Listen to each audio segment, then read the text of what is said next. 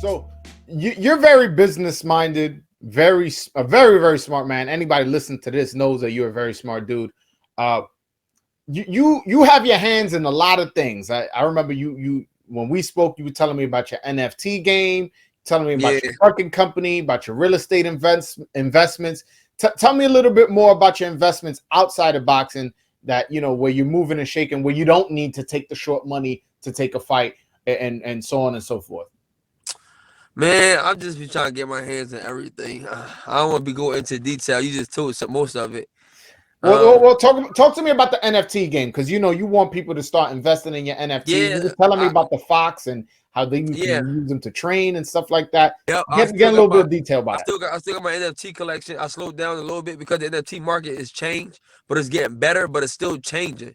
So after this fight, we're gonna put a big push behind it, and then we're gonna take off. Right now, we couldn't really do the push because you got to play the market how it is. It's like real estate. You got to play the market like real estate markets, right? Mm-hmm. A lot of scammers been scamming um OpenSea and stuff like that. So being as though NFTs is new, you want them to get a system down packed where as though nobody can do these things. Got you. So you don't want to drop when people skeptical. You want to drop when people like, okay, it's the time. It's like coming out with new what do they come out with that they test? Like cars, or they test like certain they test and then they got recalled because the first batch was bad. You know what I'm saying? It's the same thing. Like they want to test them. Yeah, the same thing. Yeah, you got to crawl before you can walk. Yeah. So I read a story, and I want you to either confirm or deconfirm it, where you met a homeless man, and you eventually gave him a job where now he's making 6 figures a year.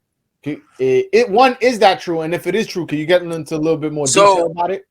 So yeah, I met him, took care of him, did a lot of things for him, and I'm not gonna say what he's making. Mm-hmm. It's not my, I put it out there, but it's like I'm not gonna say You're exactly making what it good is. money. We'll just say that.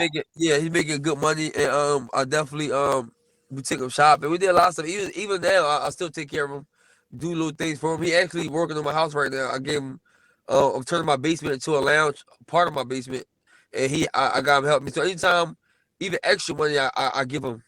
You know what I'm saying? So I always help people. I just never promote it or post it because I don't be in the moment at the time. I just be in the moment of doing it and don't really be thinking about nothing else. But so yeah.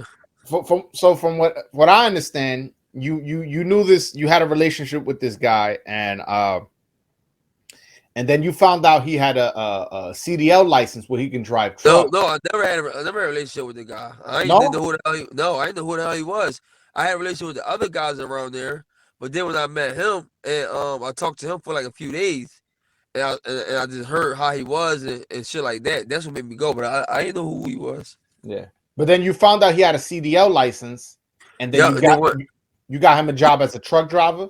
Yeah, so one of my trucks. So I see a lot of people ask me, "Yo, well, can I drive your truck and all that stuff?" Like, what did he do? So it's like he had something to offer. The same thing I had something to offer, right? So people, you gotta have something to offer in this world. You just can't get nothing. Like, if he wouldn't have had a CDL, this probably wouldn't have worked out. I'd have probably helped him out and gave him some money to do something, but never seen him again. But he had something to offer. That's why, like in life, we always gotta have something to offer. When you got something to offer, it could be anything. It don't even have to be money. Yeah. No. Just make yourself valuable. Have something to offer to people towards though people don't feel like you just using them. You gotta be competent. Yeah. Yeah, be a nice word. So when people just helping you, giving you, you have nothing to offer, it's like damn, like people get tired of it. I definitely agree, and that's definitely a dope story, and one that I feel, I definitely feel you should talk about more. I know you don't like to, and definitely something that I feel like when you do write your book, it should be in it, because it's an amazing story how a boxer who came from nothing, in a sense, like had a bad record and stuff like that, little amateur fights, ended up becoming world champion. You come across this guy who in life was somewhat like a Tevin Farmer, somebody who was down, had a couple losses. You met him and you put him in position because he put in the work and getting his license, whether it be before he met you or after. and then you Right. put him in a position where he's now a world champion in his own world, where now he's making good money, and he's probably living in a nice area and stuff like that, able to feed it No, himself, feeding family. You good? yeah, hell yeah, we're good. All right. Absolutely, I agree. Yeah.